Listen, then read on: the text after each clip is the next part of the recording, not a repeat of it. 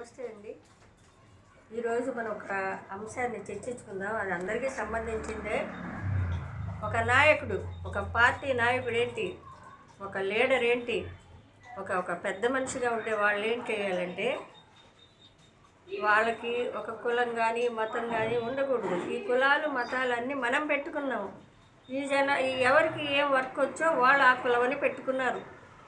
అలాగే అంతేగాని కులాలు మతాలు ఇవన్నీ మనం పెట్టుకోకూడదు.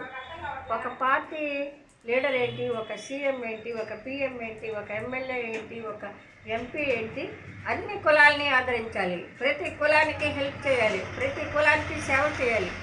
అంతేగాని హిందూ మతానికే చేస్తా, ఇంకోటి ముస్లిం వాళ్ళకే చేస్తా, ఎస్టీ వాడు క్రిస్టియన్స్కే చేస్తానని అనకూడదు. అందరం మనుషులు, మీ ఎస్సీ ఈ కులాలు మతాలు అవన్నీ మనం పెట్టుకున్నవి. దేవుడి దృష్టిలో ఏమీ లేవు. నిజం మాట్లాడితే అసలు ఈ ప్రకృతి దృష్టిలో కూడా ఏమీ లేవు.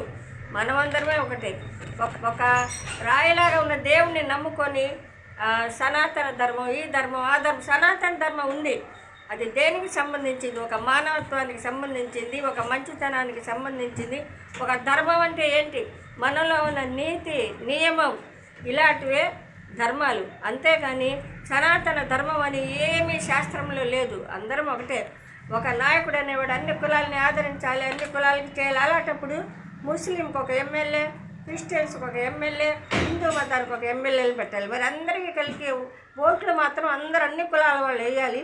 సేవ చేసేది మాత్రం ఒక మతానికే చేస్తానంటే ఎలా కుదురుద్ది?